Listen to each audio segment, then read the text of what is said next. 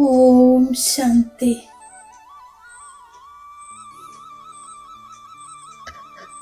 ദേഹത്തിൻ്റെ സ്മൃതിയിൽ നിന്നും വേറിട്ട് ഞാൻ സ്വയം ആത്മാവാണെന്ന് നിശ്ചയിക്കുന്നു.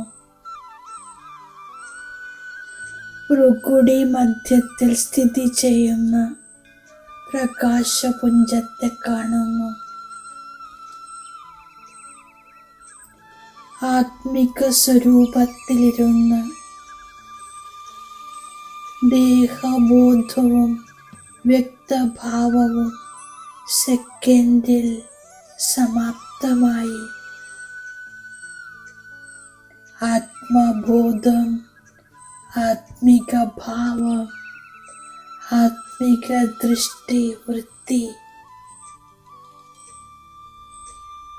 അനുഭവം ചെയ്യുന്നു. ഞാൻ ആത്മാ ദേഹത്തിലിരുന്നു കൊണ്ട്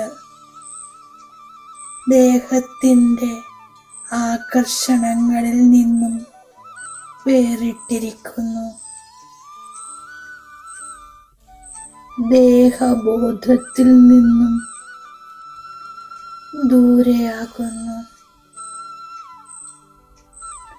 ഞാൻ ആത്മാഭിമാനിയാകുന്നു. ആത്മാ അഭിമാനി സ്ഥിതിയിൽ ഞാൻ ആത്മാ പഴയ സ്വഭാവ സംസ്കാരങ്ങളിൽ നിന്നും വേറിട്ടിരിക്കുന്നു. ഞാൻ ആത്മാഭിമാനിയാകുന്നു. സർവരെയും ആത്മസ്വരൂപത്തിൽ കാണുന്നു. സംബന്ധ സമ്പർക്കത്തിൽ വന്ന് ഞാൻ ആത്മീക സ്വരൂപത്തിലിരുന്ന് സർവരുടെയും പ്രിയപ്പെട്ടവനാകുന്നു. ഇപ്പോൾ സദാ ഈ സ്മൃതിയിലാണ് ഞാൻ ആത്മാവാകുന്നു. ഞാൻ ബിന്ദു രൂപമാകുന്നു. ഞാൻ ആത്മാവും ബിന്ദു. ആരെ കാണുമ്പോഴും അവരും ബിന്ദു. എൻ്റെ ബാബയും സുപ്രീം ബിന്ദു. ആത്മസ്മൃതി, പരമാത്മസ്മൃതിയിലിരുന്ന് ആത്മാഭിമാനി സ്ഥിതിയിൽ സ്ഥിതമായി ഞാൻ എൻ്റെ ആത്മസ്വരൂപത്തിൻ്റെ ഗഹനമായ അനുഭവം ചെയ്യുന്നു. എൻ്റെ എല്ലാ ഒറിജിനൽ ഗുണങ്ങളും ഇമർജ് ആകുന്നു. ഞാൻ ശാന്തസ്വരൂപമാകുന്നു, പവിത്ര സ്വരൂപമാകുന്നു, ജ്ഞാനസ്വരൂപമാകുന്നു, പ്രേമസ്വരൂപമാകുന്നു, സുഖസ്വരൂപമാകുന്നു, ആനന്ദസ്വരൂപമാകുന്നു. ഞാൻ ആത്മാഭിമാനിയാണ്. ദേഹത്തിലിരുന്ന് ദേഹബോധത്തിൽ നിന്നും വേറിട്ടിരിക്കുന്നു. അത്രത്തോളം ബാബയ്ക്ക് പ്രിയപ്പെട്ടവനാകുന്നു. സർവർക്കും പ്രിയപ്പെട്ടതാകുന്നു. ബാബ സർവരിൽ നിന്നും വേറിട്ടിരിക്കുന്നു. സർവരുടെയും പ്രിയപ്പെട്ടതാകുന്നു. അതുപോലെ ഞാനും സർവരിൽ നിന്നും വേറിട്ടിരുന്ന് സർവർക്കും പ്രിയപ്പെട്ടവനാകുന്നു. ബാബയുടെ ഓർമ്മയിലൂടെ ആത്മാവിലെ അഴുക്കിനെ ഇല്ലാതാക്കുന്നു. തീർത്തും പാവനമാകുമ്പോൾ വീട്ടിലേക്ക് പോകാനാവും. ഞാൻ ഈ അന്തിമ ജന്മത്തിൽ ബാബയിൽ നിന്നും പൂർണ്ണമായ സമ്പത്തെടുക്കുന്നു. ബുദ്ധിയെ അലയിപ്പിക്കുന്നില്ല. 63 ജന്മങ്ങളിലെ ശീലം ഈ അന്തിമ ജന്മത്തിൽ ഇല്ലാതാക്കുന്നു. രാത്രിയും പകലും ദേഹി അഭിമാനിയായിരിക്കാനുള്ള പരിശ്രമം ചെയ്യുന്നു. ഈ ലോകം അഴുക്കാണ്.